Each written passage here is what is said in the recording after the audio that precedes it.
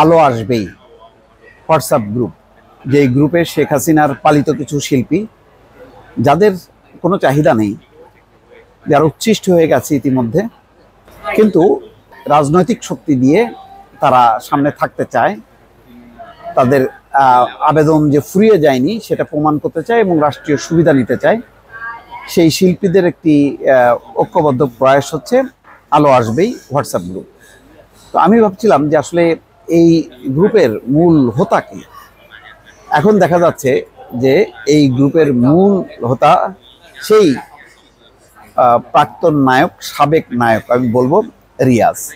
তার 8টা পরামর্শ শিল্পীদের চিহ্নিত করা হতো সেই গ্রুপে। আচ্ছা, তার বক্তব্যটা দেখেন যে, প্রিয় বন্ধুগণ, সালাম ও কৃতজ্ঞতা। আপনাদের আজকের পারফরমেন্স ও গ্রুপের কথা পড়ে শোকের মাসে জানাই অভিনন্দন। এটা আগস্ট মাসের 2 তারিখে তিনি লিখছেন।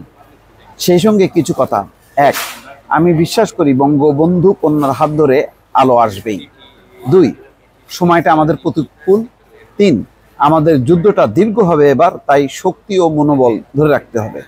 4, এই সময় কাউকে আঘাত করে কিছু বলা যাবে না। 5, যে কোনো মূল্যে এই আন্দোলন দ্রুত থামাতে হবে। 5 নম্বর আবার বলি, যে কোনো মূল্যে এই আন্দোলন দ্রুত থামাতে হবে। 6, সোশ্যাল মিডিয়ায় একে অন্যকে সাপোর্ট দিতে হবে। 7, একজনের যে কোনো বিপদে সবাইকে একসঙ্গে ঝাঁপিয়ে পড়তে হবে।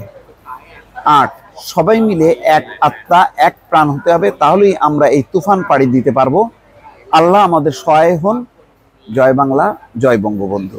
গত 2রা আগস্ট রাত 1টা 30 আলো আসবেই নামক শোবিজ অঙ্গনের আওয়ামীপন্থী শিল্পী ও সাংবাদিকদের নিয়ে তৈরি হোয়াটসঅ্যাপ গ্রুপে এই মেসেজ লেখেন চিত্রনায়ক রিয়াজ। তাহলে বুঝতে পারছেন যে সে যে নাটের গুরু এবং সে যে সংগঠিত করছে এবং এটার মূল হোতা যে রিয়াজ, এই ব্যাপারে আর কোনো সন্দেহ নেই।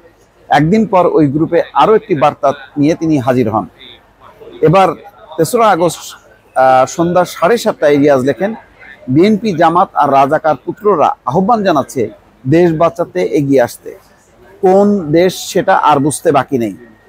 তাদের বাবারাও 71 সালে দেশ বাঁচানোর ডাক দিয়েছিল, তবে সেটা বাংলাদেশ না, পাকিস্তান। আজ 71 মুছে ফেলার চেষ্টা হচ্ছে 24 দিয়ে, আগস্ট মুছে ফেলার চেষ্টা হচ্ছে জুলাই দিয়ে। গুজব ছড়িয়ে রায়ের বাজার বধ্যভূমিকে 71-এর বদলে 24-এর বধ্যভূমি বানানোর চেষ্টা চলছে। চিন্তা করেন কি পরিমাণ একটা বলবো আমি ক্রিমিনাল, যে কিভাবে উত্তেজিত করছে এবং কিভাবে ভিন্ন ব্যাখ্যা দিচ্ছে।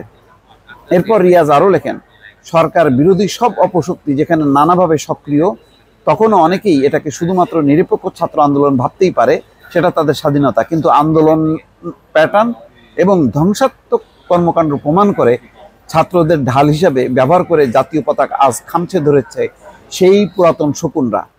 অর্থাৎ পুরনো শকুনরা মানে তাদেরকে স্বাধীনতা বিরোধী রাজাকার আলবদর সে বোঝাইতে চায়।